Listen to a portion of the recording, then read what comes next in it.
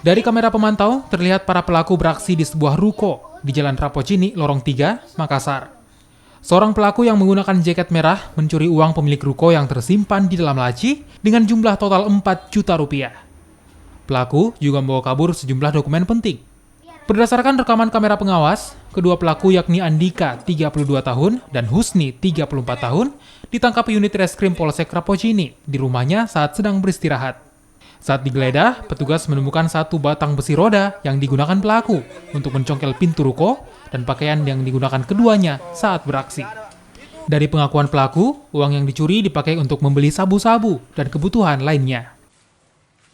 Pelaku yang diamankan adalah pelaku pencurian pemberatan, di mana keduanya diamankan pada lokasi yang sama. Pelaku ini beraksi dengan cara merusak gembok pagar, kemudian gembok ruko pada saat korbannya meninggalkan TKP untuk makan malam.